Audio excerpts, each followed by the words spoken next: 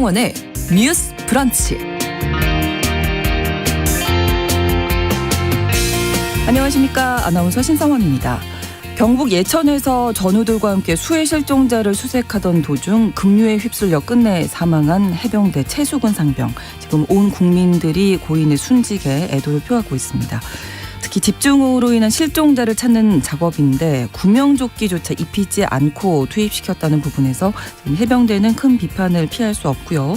군 역시 잘못을 인정하고 유족에게 사과를 했고 정부는 고인을 국가유공자로 예우하기로 했습니다.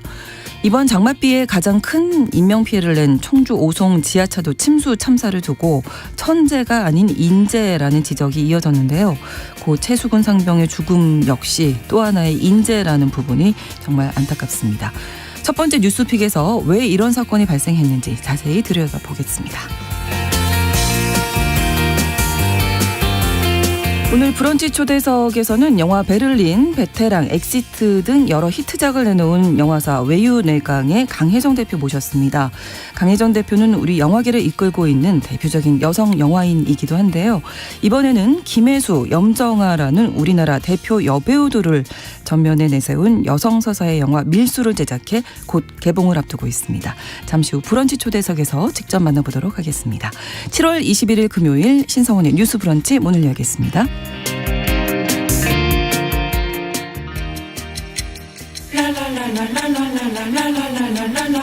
듣고 공감하고 진단합니다.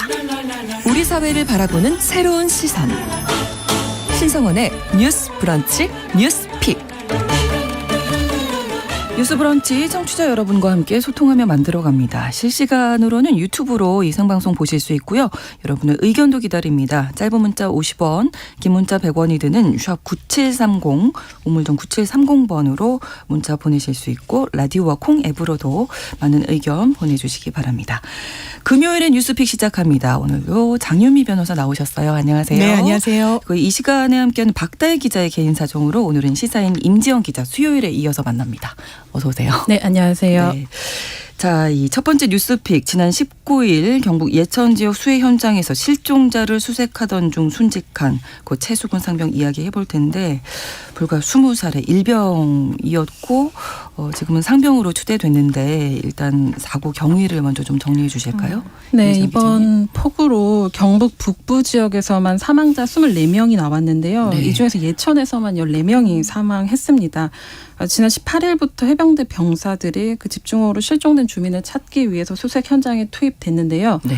사고는 19일 오전 9시 3분경 예천군 호명면 석관천 일대에서 발생했습니다. 실종자 수색 작업 중에 최수근 당시 일병이 동료 2명과 함께 강물에 빠졌는데요. 네. 동료들은 수영을 해서 탈출했는데 최 일병은 빠져나오지 못했습니다. 어제 수색당국이 전날 오후 11시쯤 경북 예천군 내성천 고평대교 하류에서 최 일병을 발견했고요. 경위를 보면 드론으로 야간 수색을 하다가 붉은색 옷을 입은 최 일병을 포착해서 대원들이 인양을 했습니다. 실종 14시간 만에 심정지 상태로 발견이 된 겁니다. 이날 오전 0시 45분쯤 해병기 헬기로 이제 해군 포항병원으로 옮겨졌지만 사망 판정을 최종적으로 받았습니다. 지금 가장 논란이 되고 있는 부분이 이제 구명조끼를 입히지 않고 수색 작업을 진행하는 건데 급류에 떠내려간 실종자를 찾는 작업이었잖아요. 그렇죠. 일단 비가 너무나 많이 왔고 그런데 구명조끼를 입히지 않았다. 그러니까 유족분들도 아버지께서 지금 소방 공무원이시라고 하는데 물었다는 거 아닙니까? 우리 그렇죠. 아이가 구명조끼를 입고 있었냐. 그게 그렇게 비용이 많이 드는 게 아닙니다. 그 사고 현장을 보면 그렇습니다. 이제 역할을 분담해가지고 이 강변에서 보트를 타고 또 이 수색을 하는 대원들은 구명조끼를 입고 있었어요. 그런데 그 인근에서 인간띠를 만들어서 사실상 이 수색을 하던 분들은 물 인근이었는데도 전혀 구명조끼나 다른 안전장치를 하고 있지 않았습니다. 네. 소방당국이 그렇게 하지 말라라고 군당국에 이야기를 했다는 보도도 지금 있어요. 왜냐하면 위험하니까요. 그렇죠. 아주 전문적으로 훈련받은 소방 공무원분들은요. 유사한 업무를 하실 때 인간띠는 당연히 이건 안전을 담보해 주는 조치가 아니고요. 그렇죠. 네. 이 로프로 이 몸과 몸을 묶고 네. 이 휩쓸려가지 않도록 왜냐하면 어떤 상황이 발생할지를 정말 알 수가 없거든요. 그렇죠. 예. 이 인근에 사시는 분들도 이렇게 얘기를 하십니다.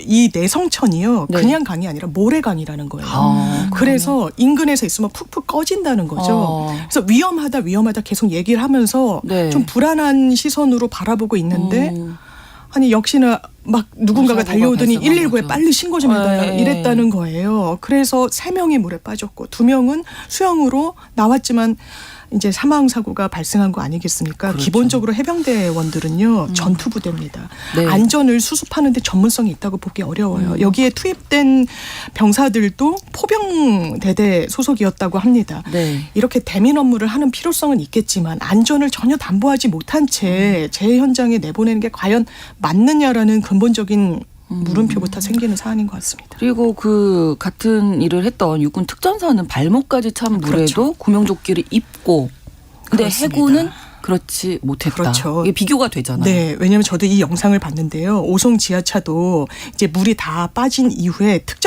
육군 특전사들이 투입이 됩니다. 네, 네. 왜냐하면 사고 현장을 또 수습해야 되고 그렇죠. 하니까요. 그런데 정말 일렬로 구명조끼를 입고 그때 물이 어느 정도 차 있느냐.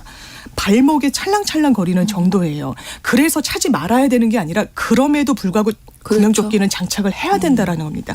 그게 가장 매뉴얼이에요. 해병대 매뉴얼이 있다라고 얘기하고 있지만 지금 공개하고 있지는 않습니다. 그래서 이제 어제 해병대도 구명조끼를 입히지 않은 책임을 인정을 하기는 했는데 이 부모님이 또 어렵게 얻은 아들이라고 또 기사가 나오던데 그렇죠. 지금 얼마나 황망하시겠습니까? 유족 인터뷰들 조금 나오고 있는데요. 지난 3월 말에 해병대에 입대해가지고 최상병이 네. 아직 100일 휴가도 가지 못한 신병이었다고 해요. 네, 그리고 이제 여러 어려움 끝에 뭐 시험관 시술 얘기도 나오는데 10년 만에 얻은 유일한 자식이다. 그런데도 소방관 아버지 말씀해 주셨는데 강하게 커야 한다면서 아들도 해병대 입대를 보내셨군요. 네네, 아들도 아버지도 원해서 해병대 입대를 했던 거죠. 그리고 무엇보다 조금 안타까운 것이 사고 전날 아버지하고 통화를 했다고 해요. 최상병이. 그래서 실종자 수색대원으로 간다 이렇게 말을 하니까 아버지도 조심히 잘 다녀와라 이렇게 대화한 게 마지막이었다고 합니다. 이게 마지막이 될 줄 모르셨겠죠. 또 네, 다른 친척은 말씀하신 대로 구명조끼도 입히지 않고 수색 작업 시키는 게 맞냐고 말이 되냐고 목소리 높였고요. 최일병 부모님은 중대장한테 구명조끼만 입혔어도 살았을 텐데 이렇게 네. 말하면서 통곡하기도 했다고 합니다. 생각할수록 너무나 안타까운. 너무 안타까워서요. 그러니까 모든 아이들, 모든 장병들이 한 가정의 귀중한 자녀겠지만 이 사망한 최수군 원래는 상병 이게 추서돼서 상병이지 네. 정말 100일 휴가도 못 네, 간 네, 네. 군인 아니겠습니까? 시험관을 10번 해서 외동아들이고 장손이고 굉장히 좀 그 집안에서 소중한 아이였던 거죠. 자녀였던 건데 제가 이제 이 빈소의 모습을 봤는데 어머니는 오열하시는 건 뭐 말할 것도 없고요. 네. 이웃 주민분들도 너희 엄마 어떻게 살라고 이렇게 먼저 갔냐라고 엄청 이제 우시더라고요. 네. 아니 국가가 이렇게 정말 젊은 청년들에게 가장 소중한 시기의 시간을 국가를 위해서 헌신하라고 한 거 아닙니까? 그렇다면 최소한의 안정책과 그렇죠. 거기에 대한 보상 대가는 해줘야 되는 거 아니겠습니까? 처음엔 뭐 월급을 얼마를 올려주겠다 이런 좀 차원뿐만 아니라 정말 위험한 상황에 더는 노출되지 않도록 하는 좀 재발 방지책이 이번엔 반드시 마련됐으면 좋겠습니다. 그렇습니다. 이 내성천이 뭐 모래강이라고 이제 부근에 사시는 분들은 다 아셨다고 하지만 뭐 모래강이 아니어도 일단 비가 그렇죠. 많이 오고 네. 그래서 급류에 휩쓸린 실종자를 찾는 작업이었기 때문에 네. 안전장치는 꼭 필요했다. 실제로 그리고 현장에서 이제 가슴까지 물이 찬다 이런 네. 얘기들을 수색하신 분들이 하기도 했거든요. 근데 네. 그런 게 전달이 됐는데 사실 수습되지 않았던 면이 있죠. 그렇습니다. 국가유광지로 분용소가 마련이 된 거죠. 연결식이 내일 오전이네요. 네. 포항 해병대 1사단에 차려졌고요. 네.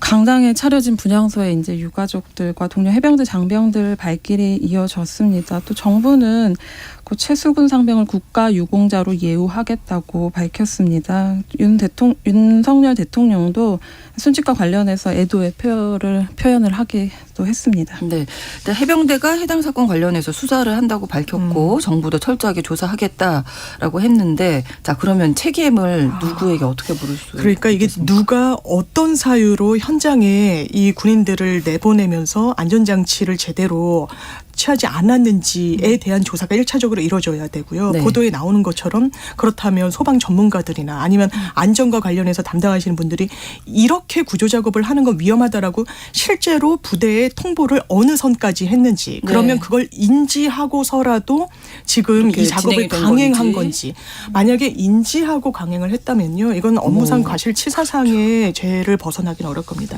네. 예견이 되는 상황이었다는 그렇죠. 거예요.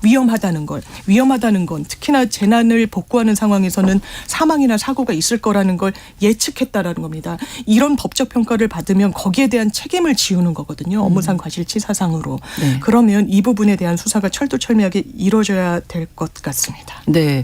그리고 사실 우리가 이제 안전 매뉴얼 얘기를 참 많이 합니다. 재난이 발생할 때마다. 그리고 이런 일이 발생을 하면 가장 먼저 현장에 투입된 게 우리 군 장병들인데 긴급한 상황에 이 매뉴얼을 익히려면 그렇죠. 평소에 이게 훈련이 잘 돼야 맞습니다. 되는 거잖아요. 그렇죠. 그런데 기본적으로 전투병이에요. 이게 전쟁에 대비하는 인력입니다. 네, 네. 안전과 관련해서는 전문성을 함양하기가 상당히 어려워요. 실제로.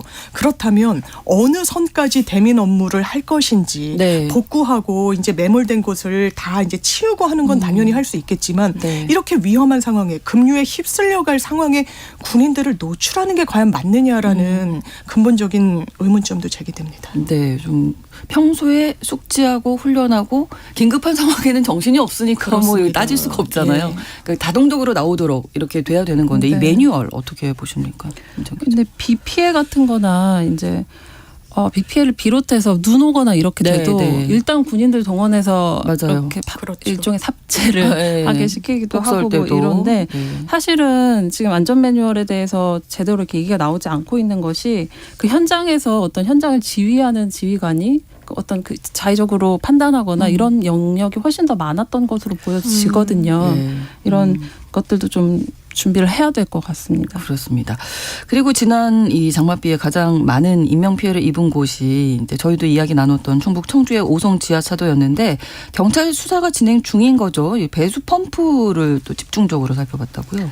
네, 오송 지하차도에서 이제 17대의 차량이 갇히고 부상자 10명 나오고 사망자 14명이 나왔습니다.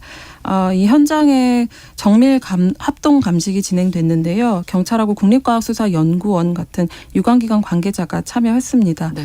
말씀하신 대로 그 중앙에 위치한 배수 펌프를 집중적으로 살폈습니다.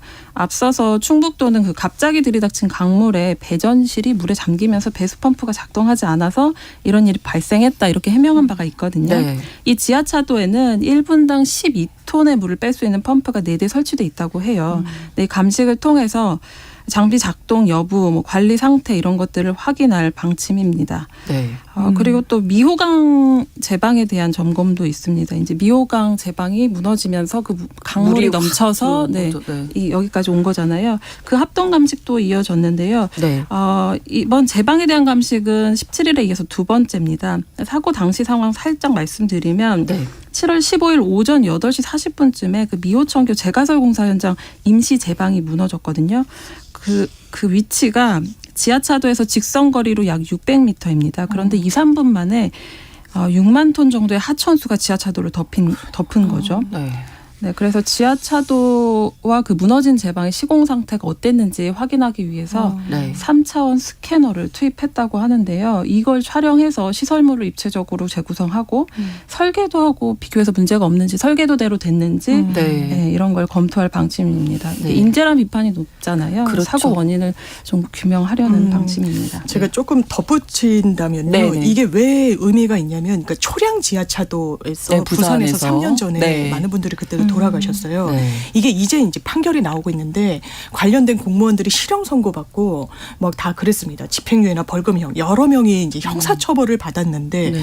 그때 대단히 이제 재판부도 중요하게 했던 게 통제 시스템이 있었다는 거예요. 네. 그런데 이 부분이 제대로 가동되지 않았던 부분을 굉장히 이 형사적인 책임을 지우는데 하나의 사유로 설시를 하거든요. 네. 이 말인즉슨 이미 시스템적으로는 이 배수 펌프가 있어서 이렇게 물이 들이닥치는 상황을 대비한 조치가 기술적으로 마련돼 있었다는 거예요. 그렇죠. 근데 작동하지 않았습니다. 그러면 이게 이 상황에서 작동하지 않았는지 아니면 평소에 제대로 관리 감독을 안 해서 실제로 이런 재난재해 상황이 발생했을 때 아예 그냥 기능하지 못하도록 제대로 사실상 방치가 된 건 아닌지 이게 책임을 지우는 데 있어서 상당히 중요한 거예요. 네. 그렇기 때문에 이 부분에 대해서도 사실 대량의 물을 퍼낼 수 있는 이런 기술적인 장치가 있었다면 이렇게 많은 분들이 이 한 공간에서 그렇죠. 돌아가시진 않았을 거 아닙니까? 거기에 대한 어떤 법정 평가와 책임을 분별하는 데 있어서도 이런 기술적인 좀 진단이 정말 선행돼야 될 것 같습니다. 네, 그래서 이 오송 참사가 중대재해처벌법상 중대시민재해로에 해당된다. 그렇습니다. 이런 전문가들의 지적이 계속 나오고 있더라고요. 맞습니다. 네. 이 중대재해처벌법 하면 이 공사 현장에서 노동의 현장에서 건설의 위험도를 부담하는 노동자들이 안전대책이 제대로 시행되지 않고 무리한 업무를 강행했을 때 이 경영 책임자한테만 책임을 지우는 부분이 좀 더 방점이 찍혀 있었는데요. 그렇죠. 중대시민재해란 개념도 있습니다. 이를테면 뭐 계란 지단을 여름에 먹고 한 뭐 프랜차이즈 분식점에서 사망하시는 분들도 네, 있어요. 네. 그러면 이런 게 시민재해라고 보는 거예요. 불특정 다수가 안전관리가 제대로 되지 않고 보건 업무가 제대로 시행되지 않아서 사망하는 겁니다. 네. 그렇다면 이거는 이번 케이스 같은 경우에는 다중이 이용하는 책임 소재가 분명한 시설물이어야 돼요. 그래서 이태원 12구 참사 같은 경우에는 그때도 중대시민재해 처벌법의 적용 대상이냐 아니냐 설왕설래가 있었을 때 그렇죠. 최종적으로 아니라고 한 건 이게 관리 주체가 불분명한 그냥 도로의 이 뚫린 공간에서 많은 사망 사고가 발생했기 때문에 이게 어느 딱 지자체의 책임을 법적으로 물리기가 어렵다는 거예요. 그런데 이번 케이스는 다릅니다. 오송 지하차도는요. 만약에 제방뚝이 제대로 무너지는데 평소에 관리를 잘 못했다. 이거 행복도시 네. 관련해서 책임의 주체가 분명히 있는 겁니다. 네. 차도와 관련된 책임은 충북지사에게 있어요. 하천 제방과 관련해서는 청주시장에게 있습니다.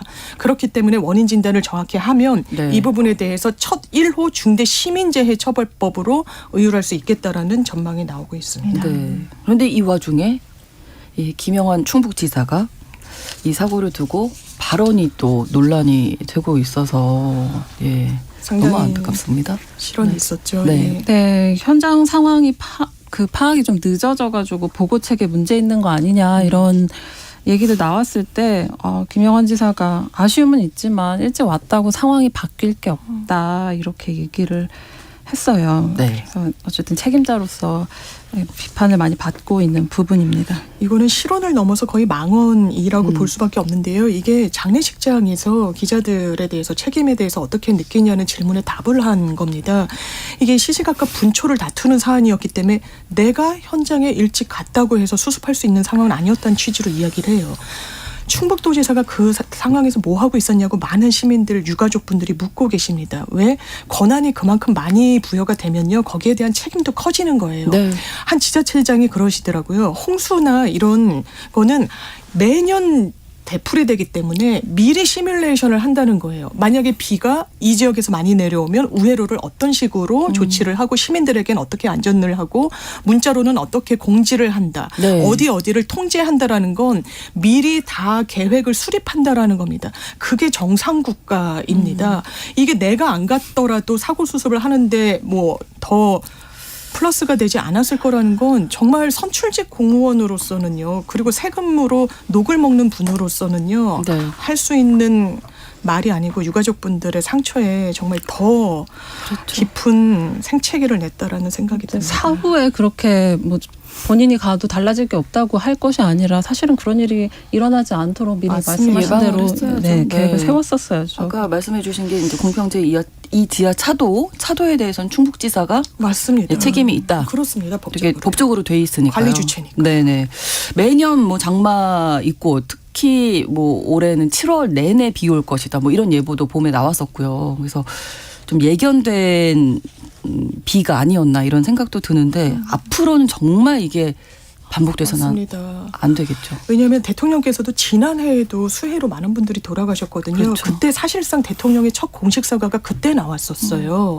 그러면서 기상이변으로 예측 불가능하다고 책임 전가하지 말고 언제든지 이런 재난이 있을 수 있다라는 상황을 염두에 두고 대비하라고 그랬지만 1년 전에 그 대통령의 말씀이 결과적으로는 공허해졌습니다. 왜 책임을 져야 되는 그 주체들이 제대로 하지 않았거든요. 그러면서 서로 지금도 너무 안타까운 게 남 탓하고 있거든요. 네. 시장은 지자체 도지사에, 도지사는 또 뭐 소방에, 소방은 경찰에, 그리고 궁천 이 지하차도에도 계속해서 새벽부터 이 주의보가 내려오고 시민들이 신고를 했는데 경찰은 엉뚱한 데 또 출동하고 이랬었거든요. 네.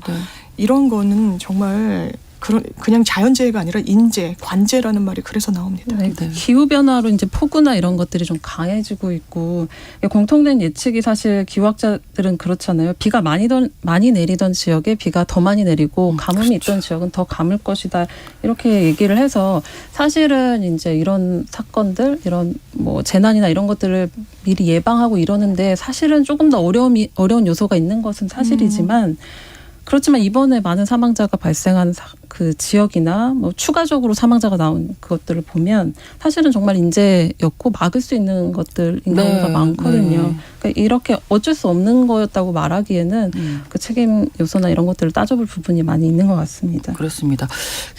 경북 북부 지역에서 특히 이 모래 흙더미가 쏟아져 내린 사고로 19명이 숨지는 또 안타까운 사고도 있었는데 이게 이제 우리가 산사태라고 산사태 위험 경보가 내려졌습니다. 맞습니다. 그날 저도 이 이야기 한 기억이 있는데 이게 제대로 관리가 안 되고 있다면서요. 산에만 집중이 돼 있다. 그렇죠. 왜냐하면 산사태라는 용어에서 볼 수 있듯이 이게 산에서만 일어나는 사고라는 인식이 너무 강해요. 그래서 행정조치도 그런 방향으로 다 짜여져 있고 예산도 그럼 요주에 산 이런 식으로 하는데 실제로 사고 집계를 내보면 10곳 중에 9곳이 이 산이 아니라는 거예요. 그러니까 어떤 그물망 속에서 안전망을 이 확립해 나가는 속에서 빠져나가고 있었다는 겁니다. 약간 경사진 곳, 그렇죠. 산은 아닌데 네. 경사가 져 있으면 이렇게 많이 비가 오면 그렇죠. 무너져 내리는 거죠. 그렇죠. 논이나 밭, 과수원 이런 데가 많다고 해요. 그런 경우에는 오히려 사람들이 많이 흙을 쓰거나 이랬기 때문에 파내거나 이랬기 때문에 더 위험한 지역이거든요. 네. 그런 것들이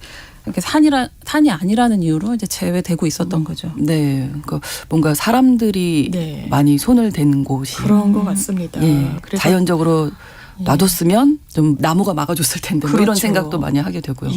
그래서 산사태에만 너무 집중할 게 아니라 이제 재난의 어떤 계획 수립 자체에 전방위적인 점검과 재정립이 좀 필요하다라는 의견이 많이 나오는 것 같습니다. 네, 그래서 임야뿐만이 아니라 인공적으로 개간된 경사면 모두에 대한 통합관리 체계 필요하다 이런 전문가들 이야기 나오고 있습니다. 네, 특히 이번 주말에도 보니까 비가 온다는 소식이 있어서 관련해서 뭐 또 정말 마음이 아픈 게요. 지금 많은 자원봉사자분들이 이 재해와 참사의 현장에 가서 복구 작업을 엄청 도와드리고 계시더라고요. 근데 굉장히 좀 더웠잖아요. 그런데 또 비 소식이 들리는 거예요. 그렇다면 이게 또 허물어지겠구나. 우리의 노력과 또 일상으로 복귀가 차근차근 이뤄지고 있는데 다시 한번 또 이게 휩쓸려가는 거 아닌가라는 우려를 지금부터 하고 계셔서 이게 자연이란 건 정말 통제하기 어렵고 지금 기상 시스템으로도 72시간 이후의 예측은 정확하게 못한다고 하더라고요. 그렇다면 좀 장기적인 대책을 언제든지 있을 수 있다는 걸 좀 염두에 둬야지 이 부분을 책임을 누구에게 진다. 이게 사후적으로 정말 돌아가신 분을 우대하고 추대하고 하는 게 유가족분들의 마음에 얼마나 뭐 와닿겠습니까? 사전에 이런 사고가 없게 하는 게 국가와 지자체의 책무가 아닐까 생각해 봅니다. 네, 임지영 기자님도. 네, 지금 3일 사이에 한 달치 비가 왔다는 얘기도 있거든요. 그러니까 이런 식의 어떤 기후변화로 더 이런 현상이 좀 심해지고 있는데 그래서 어쨌든 국회에서 수해방지 법안 추진하겠다고 하는데 그러니까 기본적으로 하천 정비나 침수 방지 관련된 내용이겠죠. 근데 이제 비가 그치고 또 폭염으로 넘어가고 하면 이게 되게 잊혀지기가 쉬워서 이제 끝까지 그런 것들이 제대로 정비되는지 법안 마련되는지 좀 지켜봐야 될 것 같아요. 네. 차제에 정말 다시는 이런 일이 여름마다 정말. 반복되지 않도록 잘 법안이 마련되기를 바랍니다. 뉴스브런치 1부 마치고 2부에서 뉴스픽 바로 이어갑니다. 11시 30분부터 일부 지역에서는 해당 지역 방송 보내드리겠습니다.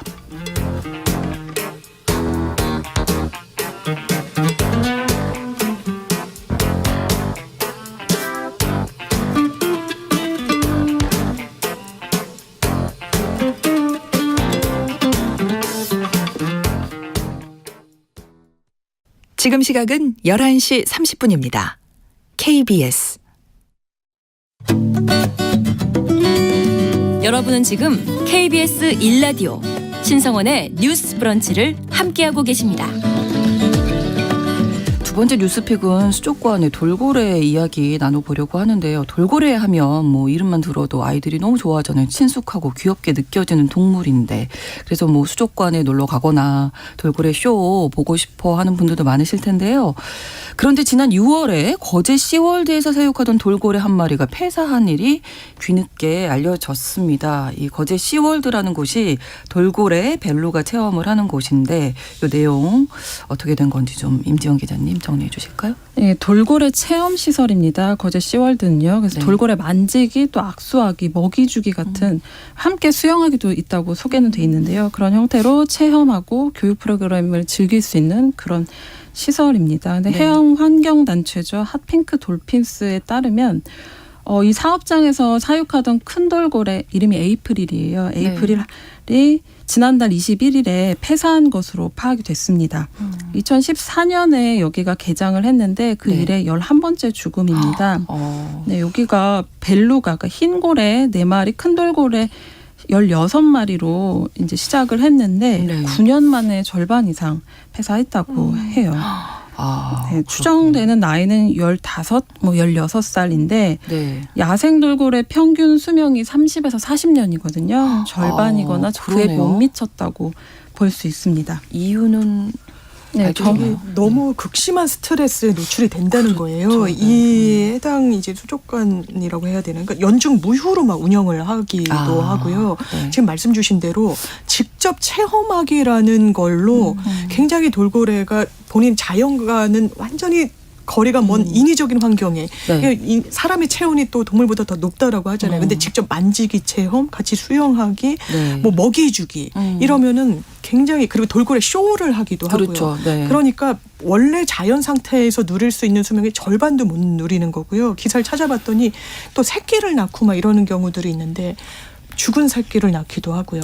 낳자마자 별로 살지를 못하고 네, 네. 또 이런 훈련을 막 하면 다른 또 이 기관에서는 먹이를 거부한다는 거예요. 그러니까 훈련을 하면서 먹이를 반대급부로 보상 체계로 주는 그렇죠. 네, 겁니다. 네. 그러니까 내가 이 먹이를 먹으면 이 훈련을 받아야 해야 되는구나라고 해서 먹이 자체를 거부하는 이 돌고래들이 있대요. 굉장히 극심한 스트레스에 노출되는구나. 그게 결국에는 이 폐사, 이번에 폐사한 에이프릴 같은 경우에도요. 그러니까 정부에서 관계기관이 합동점검 같은 거를 또 나간대요, 현장에. 그런데 이 에이프릴 같은 경우에는 건강 상태가 상당히 좋지 않다라고 진단을 내려서 좀 신경 좀 쓰셔야겠다라고 하고 일주일도 안 돼서 폐사가 됐습니다. 네. 그래서 이게 과연 관리가 잘 되는지, 그리고 지금은 인식 수준이 좀 높아져서 돌고래 쇼 이런 걸 좀 일부러 안 보시는 분들도 있지만 그렇죠. 또 아이들이 즐기는 네, 네. 또 문화로 장착된 부분도 있어서 같이 좀 논의가 필요해 보입니다. 네. 네, 좀 구체적으로 해양수산부 보고서에 쓰여져 있는 걸 말씀드리면 네. 이 거제 시월드가 정기적인 휴식일이 없이 연중무휴로 운영이 됐다고 해요. 그래서 과도한 체험 동원 말씀하신 대로 돌고래들의 스트레스가 우려된다 이렇게 쓰여 있고요. 네. 특히 큰 돌고래 에이프릴에 대해서도 언급된 부분이 있습니다. 활력 저하 등을 보여서 건강 상태가 염려된다 이렇게 쓰기도 했거든요. 그래서 정관 기관들이 월 1회 이상 휴관 같은 그 정기적인 휴식 시간 제공할 걸 권고했는데 네. 점검한 뒤 6일 만에 사망하는 거죠. 네. 그 체험 방식이라든지 관리에 있어서 여러 문제점이 지적이 된 건데 또 한 가지가 이 해당 수족관에서 임신한 돌고래도 발견이 됐다고 하는데 사실은 임신을 했다, 뭐 새끼를 낳았다 하면 우리가 얼마 전에 그 판다도 쌍둥이 새끼 낳아서 막 축하하고 뭐 이랬잖아요. 근데 이게 고래는 수족관에서의 임신, 출산 등을 환경단체들이 반대한다고요. 네, 이번에 시월드에서 그 임신한 돌고래 사실상 임신한 채로 쇼에 참여한 게 아닌가 이런 의심을 하고 있는데 큰 돌고래 마크가 임신 네. 중인 사실도 드러났는데요. 해양환경단체 아까 말씀드린 핫핑크 돌핀스에 따르면 돌고래들이 죽어나가는 감금시설에서 분리사육 미비로 어린 돌고래가 태어난 게 무책임한 일이다 이렇게 비판을 했어요. 암컷 수컷을 분리사육했어야 된다. 지금은 사실 불법은 아닌데 이제 곧 개정된 법안에 따르면은 이게 또 달라지거든요. 그러니까 여기서 새끼를 낳으면 안 되게끔 하는 법안이 또 마련이 되어 있어서 그리고 네. 또 수족관에서 태어난 돌고래 자체가 30살 이상 살 수 있는 확률이 1%가 되지 않는다고 알려져 있거든요. 그래서 사실상 30살까지 살 수 있는 수족관 출생 돌고래가 거의 없다 이렇게 볼 수 있습니다. 그리고 네. 임신과 출산이 반복될 수 있는 가능성이 높은 곳도 수족관이라는 환경적 특징이라고 할 수 있죠. 네, 지금 뭐 돌고래를 사거나 네. 포획하고 이거 다 법으로는 금지예요. 금지돼 있는 네. 거죠. 이게 2018년도부터 잔인하게 포획된 국제적 멸종위기종의 거래는 금지한다라고 돼 있기 때문에 이제 큰 돌고래 등을 수입하거나 사거나 뭐 포획하거나 금지인 상황입니다. 네. 그런데 그 전부터 있었던 돌고래들이 또 문제인 거예요. 그렇다면 이걸 법으로 금지했을 때 앞으로 향후에도 이런 문제를 제거하기 위해서는 아까 말씀드렸다시피 번식을 할 수 없도록 해야 된다라는 부분이 있었는데 거기에 대한 보완책은 없었던 거예요. 그래서 최근에 법이 개정돼 가지고 이제 시행을 앞두고 있는데 동물원 및 수족관의 관리에 관한 법률이라는 게 있습니다. 이 약자로 동물원 수족관 법이라고 하는데 네. 이때는 이미 사육 중인 돌고래의 번식을 막는 조항을 넣게 된 거예요.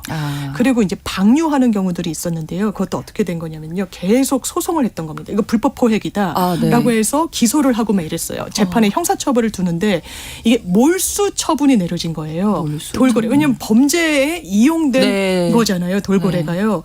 그래서 몰수 조치가 내려졌기 때문에 이걸 방류를 해줘야 되는데 그렇다면 또 방류했을 때 그게 최선이냐에 대해서도 논란이 많습니다. 이게 1, 2km의 해변 연안에서 사는데 바로 추적이 안 되는 건 사망했다고 보여진다고 하더라고요. 자연에 또 적응하는 문제까지. 네네. 이게 워낙 수족관에 정말 갇혀 살았기 맞습니다. 때문에. 그래서 여러 논란이 있습니다. 해양 환경 단체들은 이제 고래를 방류해라 이렇게 네. 목소리를 높이고 있는 건데 방류든 아니면 방류가 어렵다면 어쨌든 일정 부분 좀 관리를 했다가 방류를 하든 어떤 대책이 마련돼야 할 것 같은데 그 이야기 마무리 듣고. 네. 네, 아까 전에 야생 방류에 대해서 말씀하셨는데 그게 수족관에 머문 기간이 길수록 야생 방류했을 때 네. 살아날 확률이 적어진다고 하더라고요. 그런 위험성이 있어서 사실은 대안으로 얘기되는 게 바다 쉼터거든요. 바다 쉼터. 네, 바다 쉼터는 이제 외국에서 수입했거나 수족관에서 태어난 네. 돌고래 같은 경우에 야생 방류가 좀 불가능하기 때문에 그러니까 바다이긴 한데 어떤 테두리는 있는 거죠. 자연환경과 가까운 환경에서 보호하는 그런 장소거든요. 근데 해양수산부가 돌고래 바다 쉼터 후보지를 정했습니다. 경북 영덕으로 정해서 내년부터 관련 사업을 추진하기로 했다고 합니다. 네.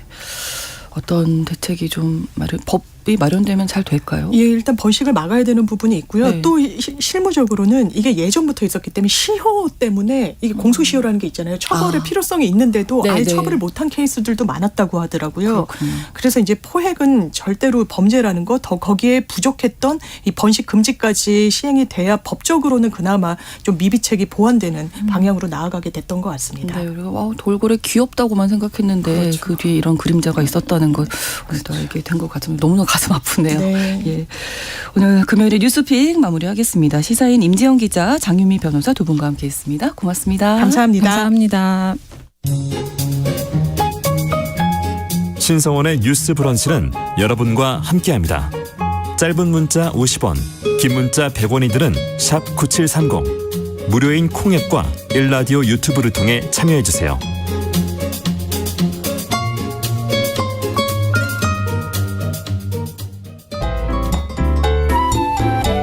오늘의 인물을 만나봅니다. 뉴스 브런치 초대석. 브런치 브런치 초대석입니다. 오늘은 앞서 말씀드린 대로 우리나라 영화계에서 여성 파워를 보여주고 계신 분이시죠. 외유내경의 강혜정 대표님 모셨습니다. 어서 오세요. 반갑습니다. 안녕하세요. 네. 반갑습니다. 네. 지금 뭐 영화 개봉 밀수 네. 개봉 앞두고 한참 바쁘실 텐데 이렇게 네. 바쁘고 싶어요. 더 바쁘고 싶어요. 네네네. 시간 내주셔서 너무 감사드리고요. 해주셔서 감사합니다. 네. 네. 최근에 시사회가 있었던 걸로 알고 있는데 네네. 반응이 뭐 뜨겁더라고요. 많은 분들이 좋아해 주셔서 저도 너무 기쁩니다. 이제 네. 딱 보셨을 때 어떠셨어요? 그 시사회 때 좀 긴장되지 않으세요? 너무 긴장되죠. 네네. 네. 만드는 사람들이야 뭐 사실은 약간 자기 만족이라는 게 있는데 사실 이걸 봐주시는 대중 관객분들이 어떻게 생각하실지는 늘 사실 고민이거든요. 근데 네. 많이들 재미있게 봐주셔서 저희가 말씀드리고 나누고자 했던 여러 가지 것들을 좀 마음을 열고 받아들여 주셨구나. 너무 감사하죠. 네. 제작하는 입장에서는 그 예상했던 대로 영화가 나왔던가요? 그렇죠. 왜냐하면 제작하는 과정에서 사실은 저희가 기획했을 때랑 제작 과정에서 너무나 예기치 못한 상황들이 많았고요. 이제 그게 저희가 가장 큰 거는 물이라는 것 자체에 대한 너무나 안이한 생각이 있던 거죠. 저희가 사실은 뭐 물 안이 어떻다, 물 안에서 촬영을 하는 게 어떻다에 대한 많은 노하우가 없었기 때문에 실제로 촬영을 들어가서 보니까 준비할 때랑 또 다르고 그렇군요. 또 배우분들이 들어가시려고 할 때 또 달라지고 해서 참 많이 어려웠지만 제일 기억에 남는 건 역시 사실은 한국 영화는 배우분들이 주는 에너지가 너무너무 어마어마하고 그 에너지 따라서 또 스태프들이 또 따라가고 그렇죠. 이 시너지가 굉장히 훌륭했던 작품이라고 자부합니다. 네.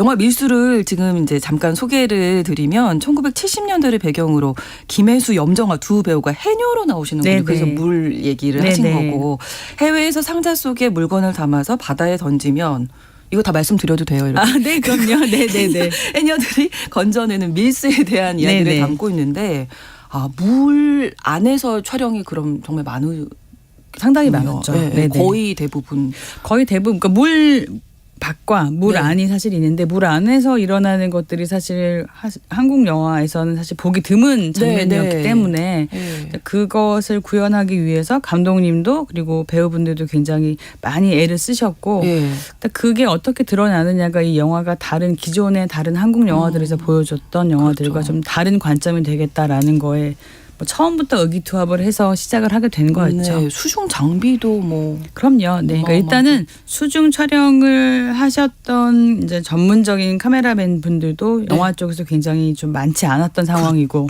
왜냐하면 그런 기획들이 많지 않았기 때문에 그리고 무엇보다 수심을 이렇게 담보해서 찍을 만한 수조 세트가 없더라고요. 저희가 생각하는 것만큼. 그래서 겨우 이제 고향에 저희가 그 특수 촬영을 위한 세트가 있는 걸 발견을 하고 거긴 수심이 6m였어요. 그러니까 저희가 사실 6m 하면은 6m구나 하지만 실제로 6m 하면 보통 건물 한 2, 3층 높이가 되거든요. 그게 물 아니고 그 안까지 들어가야 돼요. 그럼요. 저희 배우들 그거 다 하신 거예요. 그거가 사실은 세트를 찾고 와 좋다라고 갔는데 가서 보니까 너무 사실 이게 좀 어마어마하구나. 무섭더라고요. 좀 압도되잖아요. 정말. 그러니까 저는 사실은 난 안 들어가니까 생각을 얼마나 했는지 몰라요. 근데 배우분들이 그거를 정말 과감히 이렇게 들어가실 때는 처음엔 저도 좀 약간 눈물이 나더라고요. 찡하더라고요. 저게 사실은 왜냐하면 인간적인 두려움이 아무리 수영을 잘해도 생기잖아요. 근데 그런 걸 다 이렇게 어느 순간 딱 내려놓고 나는 이 작품에서 어떤 역할이야로 갈 때 배우 진짜 아무나 하는 게 아니구나라는 거 제가 다시 한번 사실 많이 배웠어요. 이번 영화 하면서 또 다르게. 두 여성 배우가 이제 김혜수 씨, 염정아 씨인데 김혜수 씨는 물 때문에 공황장애도 있으셨다고 하고 염정아 씨는 수영을 못 하셨는데 이 6m 들어가신 거예요, 그러면? 그러니까 대단한 거죠. 그러니까 사실 저희가 훈련을 좀 받으셨겠네요, 그러면. 물론 사전에 훈련이 좀 있긴 했고요. 근데 워낙 이제 김혜수 씨는 보통 운동도 좋아하시고 이제 되게 활동하는 거에 대해서 되게 많이 하셨다고 생각을 했는데 이제 영화에 대한 제안을 드리고 이제 해녀야 이런 얘기를 했더니 시나리오 보시고 이런저런 얘기하고 나 좋다 하고 싶다 근데 내가라고 하면서 약간 그 얘기를 하셔가지고 저는 저 개인적으로는 공항의 느낌이 뭔지 잘 몰랐어요.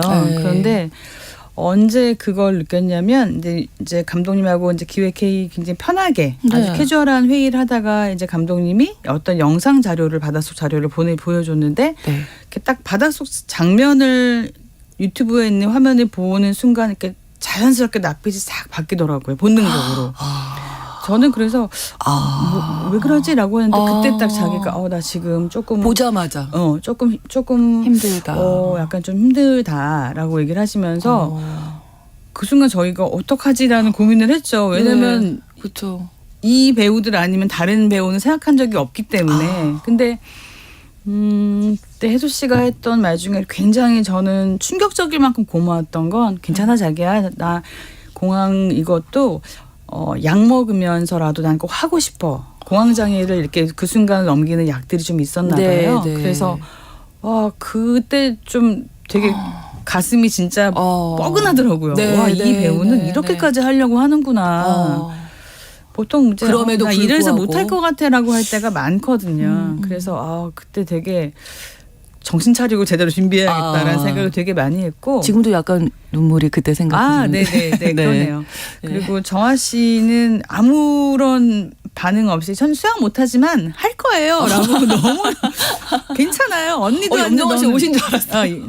그렇게 해서 그 두 배우가 그렇게 딱 롤을 리딩을 하니까 그런 파이팅으로 사실 그러면 뭐 아까 말씀드린 것처럼 어떤 그럼 다른 배우가 분들은 뭐 다 어떤 배우며 어떤 스태프들이 사실은 이렇게 군소리를 하겠어요. 사실 그때 사실 어떤 정점이 되는 역할에 있어서 배우분들의 저는 위대함이라고 하는 거에 대해서 감독도 그렇고 저도 그렇고 매일 수군댔어요. 우리라면 못해. 우리라면 안 해. 뭐 이런 얘기.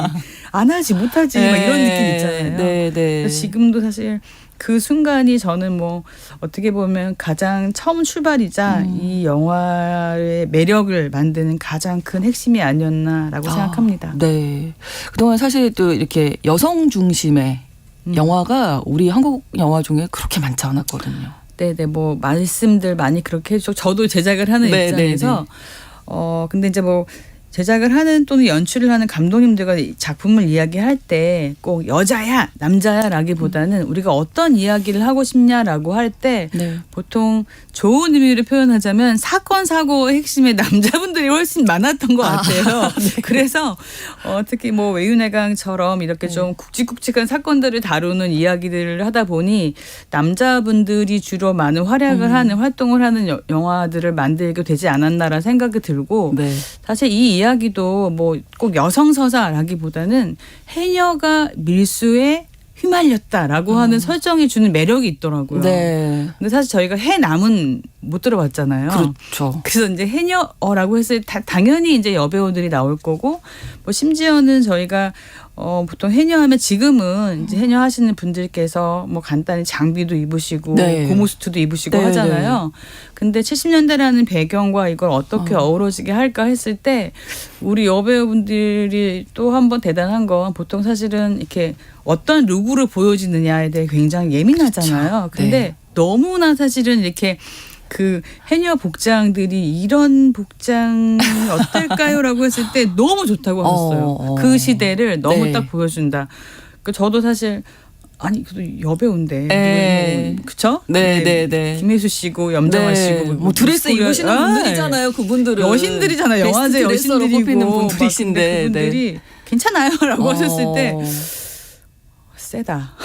이 두 분은 타고나셨네요. 그러면 연기를 위해서. 그렇죠. 그리고 그냥 제가 느끼지만 뭐 작품에 대한 헌신도가 대단하신 분들이었어요. 같이 일을 해보니까. 그리고 제일 좋았던 건 그 두 배우가 서로에 대한 존중과 사랑이 진짜 현장 전체를 늘 후끈 달궜기 때문에 지금도 뭐 배우로서 내가 하기 어려운 장면들을 도전했다와 더불어서 두 분의 시너지가 주는 현장감이 영화를 만들 때 있어서 너무너무 큰 힘이 됐어요. 예를 들면 우리가 어떤 배우분 컨디션이 어때요라고 하면 이렇게 약간 눈치 보기도 하고 오늘은 좀 예민하세요. 이런 일도 없었어요. 그래서 개인적으로 생각했을 때는 두 배우가 서로에 대해 가진 호감과 신뢰가 영화를 만들 때 특히 감독에게는 정말 자기가 구현하고 싶은 장면에만 집중할 수 있게 감독님 우리 컨디션 너무 신경 쓰지 마세요라고 할 만큼 네, 그래서 오히려 저희는 정말 안전, 네. 배우들의 안전에 대한 것만 그러네요. 신경 써도 무리니까. 되었을 만큼 배려를 오히려 받은 게 많은 작품이었죠. 네. 관객들도 아마 스크린에서 네, 그런 그거 시너지를 너무 느끼실 수 있을 것 같아요. 느끼시면 좋겠고요. 남성 배우는 조인성 씨가 네. 모가디슈에 이어서 네, 이제 네. 유승환 감독님과 두 번째 하는데 네, 네. 유승환 감독님이 본인의 소식통을 보는 것 같다라고 조인성 씨를 두고 얘기를 하셨군요. 아, 네, 그게 네. 용감한 발언이신 거 많이 아니 망언이라고 저는 지금 빨리 이거 주소 담으시라고 큰일 난다. 정말 그나마 가까워지셨나 봅니다. 아, 네, 근데 인성 씨가 그거를 흔쾌히 웃으면서 받아줄 정도면은 네. 뭐 많이 좋아하나 이런 생각이 들기도 하고 누가 봐도 네네. 사실은 왜 이래?라고 할 수 있는 상황이거든요. 네네. 근데 그것도 역시 이제 모가디슈 하면서 네. 이제 아프리카 오지에 저희가 3-4개월 같이 있을 때 예를 들면 모가디슈를 하면서는 김윤석 배우님 그다음에 조인성 배우님이 주는 사실 힘이 어마어마하게 전체 프로덕션에서 큰 버팀목이 된 것처럼 네. 그리고 이번에는 또 두 배우님이 그래서 어떤 영화건 다 마찬가지겠지만 네. 배우분들이 주는 힘과 위대한 영감이라는 게 특히 뭐 여타 특히 헐리우드 영화랑 비교를 하면 제작 여건이나 제작 베이스도 굉장히 상대적으로 사실 열세가 분명히 있거든요. 네. 근데 그런 부분들을 많이 보완해주는 가장 큰 열세가 아닌가 다시 생각합니다. 네. 영화음악 감독을 장기하 씨가 맡았네요. 네네. 오. 뭐 기본적으로 저나 유 감독이 장기하 씨가 그냥 개인 밴드 할 때부터 워낙 팬이었고요. 네네. 네. 특히 이 영화 음악을 세팅을 하면서는 약간 밴드 음악 같은 느낌이 좋겠다라는 게 사실은 동의가 됐기 때문에 네. 많이 꼬셨죠. 아, 그래서 또 네. 영화 음악이 너무 기가 막히게 했어요. 70년대 배경을 네. 또 살리는 네네. 역할을 그리고 했다. 본인이 사실 밴드를 하고 연주를 하니까 감독님하고 즉흥적으로도 이런 톤 하면 바로바로 음악 샘플링해서 보내주고 또 그게 현장에서 감독이 마음에 들면 어떤 장면 찍을 때 우리가 이런 음악 깔 것 같아요라고 하면 배우들도 사실 연기할 때 네. 되게 그렇죠. 신나하더라고요. 그렇죠. 예. 음악이 또 주는 네, 게 네. 정말 크니까요. 네, 네. 근데 2019년 우리 대표님이 여성 영화인상을 받으셨고 뭐 명실상부 우리나라 영화계를 네네. 이끌고 계신데 사실 영화계의 그 뭐 감독님 제작하시는 분 뭐 스태프들 통틀어서 보면 여성분들이 그렇게 많지는 않은 현실이죠. 여전히. 그런 현실이 제가 2019년도만 했어도 그랬었는데 지금은 많이 좋아졌나요? 많이 좋아진 게 아니라 지금 탁월하신 분들은 대부분 여자분들이세요. 제가 역시 감히 이런 그러시군요. 말씀을 드리면 네.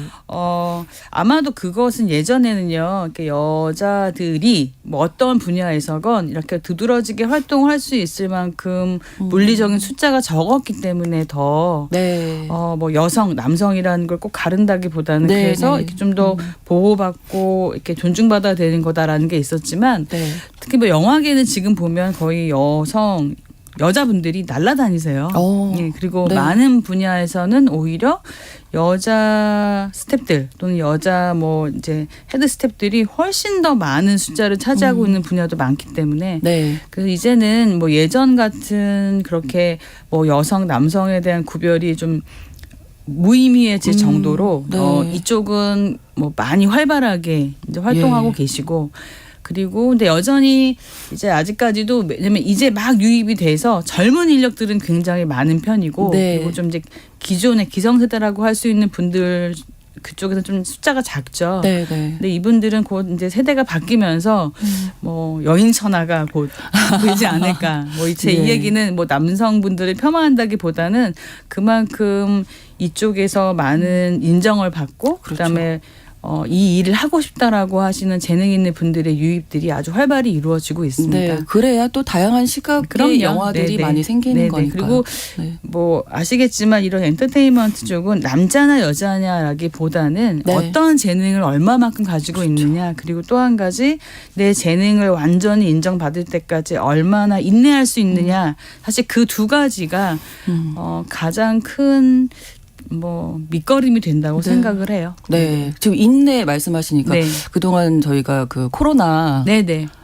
그때 인고의 세월이었죠. 정말 네. 힘드셨잖아요. 네네. 근데 그 중에서도 이제 그 모가디슈나 인질 네, 이렇게 2021년 발표를 갑자기 하셔서 눈물이 또 하셔서 얼마나 어려우셨어요 그때? 아니, 아마 그때는 가장 사실 위기가 아니셨을까? 그쵸. 왜냐면 그때는 4단계였잖아요. 코로나 4단계였고. 극장을 아무도 간다는 생각을 안 했거든요. 그리고 극장 간다는 자체가 굉장히 용기 있는 나들이었고 그렇죠. 심지어 극장 자체 좌석도 원바이원 한 명 한 명 띄어서 앉아야 됐었고 심지어는 7시 이후 7시 때까지가 티켓팅이 끝나기 때문에 거의 직장인들은 영화를 보실 수가 없었어요. 맞아요. 퇴근 후에. 네. 그러니까 저도 사실 그때 개봉합니다라고 했을 때는 4단계가 그렇게 오래 갈 줄 몰랐어요. 네. 한 2주 하다가 이제 딱 풀릴 거라는 기대를 가지고 이제 과감은 출사표로 던졌는데 내내 사실은 저희 영화 거의 끝날 때까지도 네. 뭐 4단계가 끝나지 않았잖아요. 그래서 되게 원망 많이 받았죠. 저희 근데 스태프들한테. 그럼에도 불구하고 성적이 네. 좋았잖아요. 촉이 좀 그럼요. 있으신가 봐요. 아니요. 그런 건 아니죠. 제 촉으로 했으면 당연히 아닐 것 같고. 근데 어쨌거나 이제 그 영화를 만들고 그 영화를 만들 때 이제 뭐 모가디슈는 유승환 감독님 작품이었고 네. 그다음에 인질은 필감상 감독님 작품이었는데 그 두 감독님이 의도하고 관객과 나누고 싶어했던 것에 대한 것을 관객분들이 아까도 말씀드렸던 것처럼 다 과감히 다 받아들여 주시고 즐겨주셔서 숫자상으로는 너무 아쉬운 게 없지 않았지만 네. 반응으로는 저는 역시 한국 영화는 한국 영화를 봐주는 관객들이 있기 때문에 네. 만들 수 있구나라는 거를 또다시 체험할 수 있었죠. 제작자로서는. 네, 네. 그때 그 용기가 되게 많이 생긴 것 같아요. 오히려 더 네, 이후에. 네. 그 시간을 버티시면서 그 네. 과정 속에서 네. 또 내면의 힘을 또 가지지 않으셨을까? 힘이 있다고 생각하고 버텨야죠. 그렇군요. 없어도. 네, 아, 네. 그렇군요. 네, 나는 힘이 있다. 막 이러면서 우리는 힘이 있다. 막 네. 이러면서. 네. 그래서 많은 분들이 아마 기대를 하고 계실 텐데 요즘에 뭐 극장과 OTT가 공존하고 있어서 네, 네. 그 제작 환경이 좀 달라지나요? 어떻습니까? 제작 환경이 일단은 관람 환경이 많이 달라지긴 네. 했죠. 그리고 많은 분들께서 OTT 때문에 영화 제작을 하는 게 더 어렵지 않냐라는 말씀 많이 하시는데 영화 제작을 한다고 하는 것은 예나 지금이나 늘 어렵고 힘들고 긴장의 연속이었기 때문에 네. 뭐 크게 달라진다고 생각하지는 않습니다. 다만 이 영화를 관객들 앞에 내놓는 시점에서 네. 그 시장 상황에 대한 부분들은 엄청 달라졌잖아요. 네. 그 부분을 어떻게 좀 지혜롭게 타고 넘어갈지 그 부분을 늘 고민을 하게 되고요. 저는 단순히 OTT 때문에 극장용 영화가 위험해졌다.